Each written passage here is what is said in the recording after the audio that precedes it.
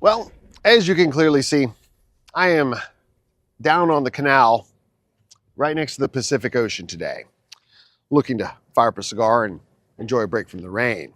One of the many joys of living in Japan is that while I do reside up in the mountains and resembles much of the Pacific Northwest in many regions, I can take a quick little 35-minute drive down the road and be here, which again, the Pacific Ocean is literally right on the other side of those power lines.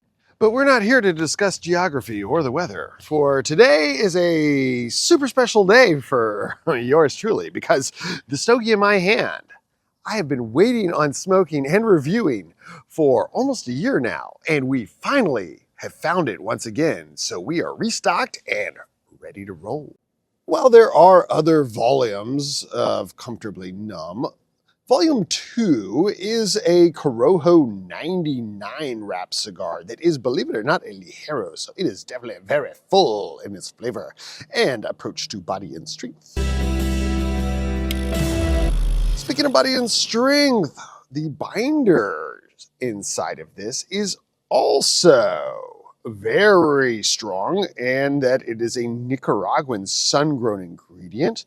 And the filler is a combination of Honduran and Nicaraguan tobaccos, both of which also are ligero.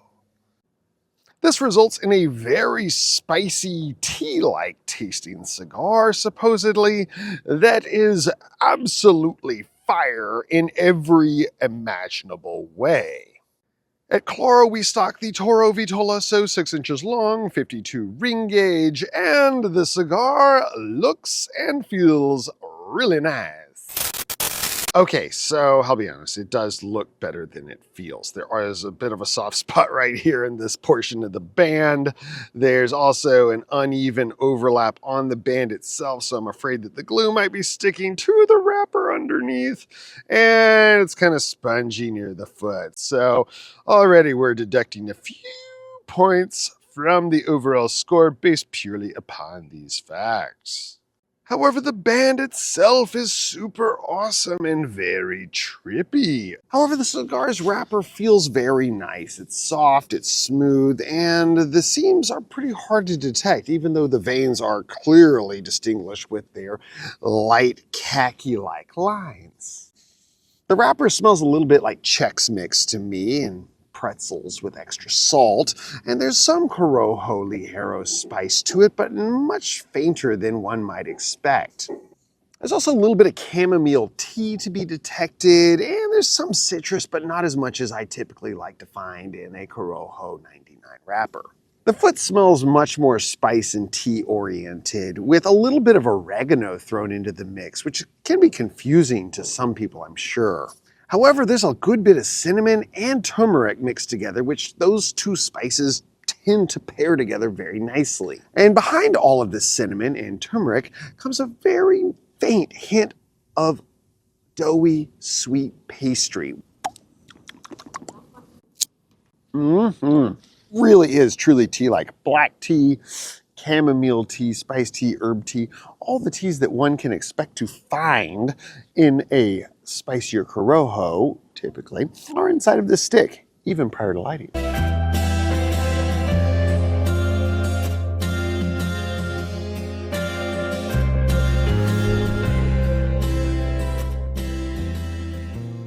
All right, so initial impressions are indeed very ligero. Cigar's got some serious spice going on in the retrohale department, but if you keep it in your mouth, it's more of a whole grain toast kind of taste sensation that you get.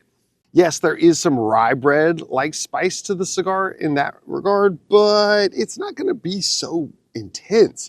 Just keep it from hitting your nostrils and you'll be all right at first. But for those of us who really do like a spicier cigar, this is a great way to begin because you can retrohale and immediately fire it up with all the Corojo 99 spice your heart could ever desire.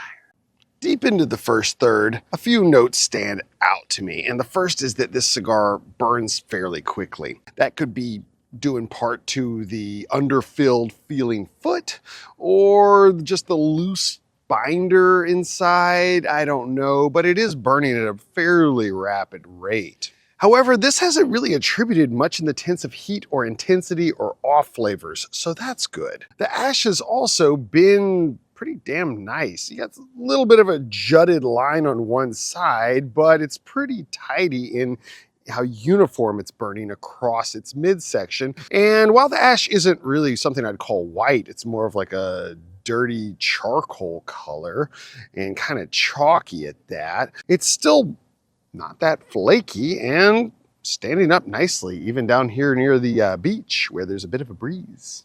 Another interesting note about this cigar and its first third, which ash held pretty much all the way up until the second third starts, was the fact that it has provided a lot of bouquet, like aromatics and flavors.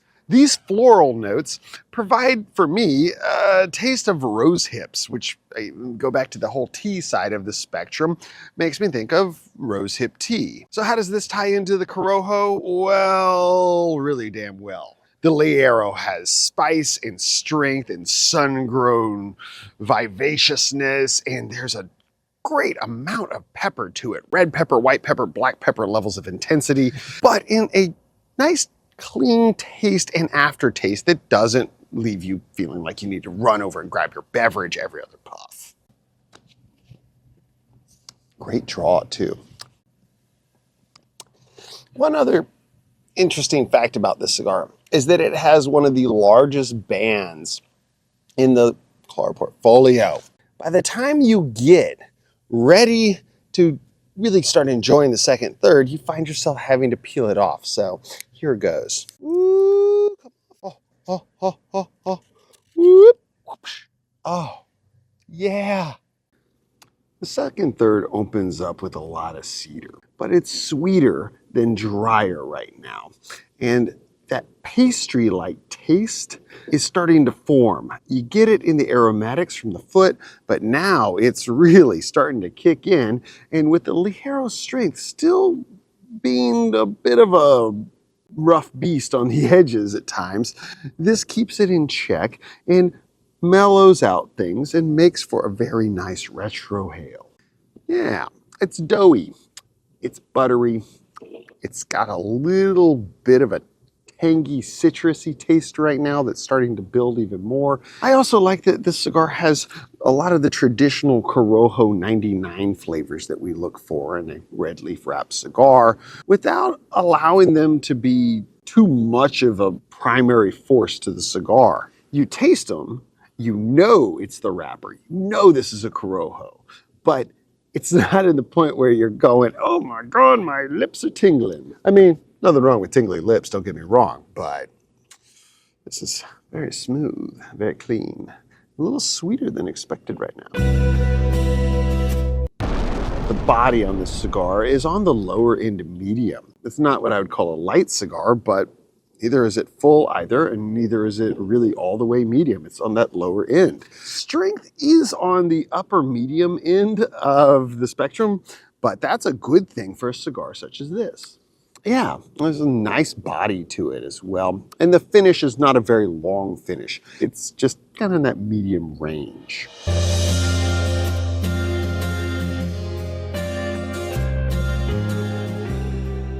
Into the final third, and the flavor of peanuts starts to become the real rock star within the cigar. And we're not just talking salted peanuts here, we're talking a medium roast peanut butter intensity, complete with all the oils that come with it. There is still some tea-like taste going on behind the scenes, and it might be a little bit of black tea and the bitterness that comes with it that I detect, but there's more to it than that. It's still very herbal, and that touch of cinnamon is starting to dance around here and there.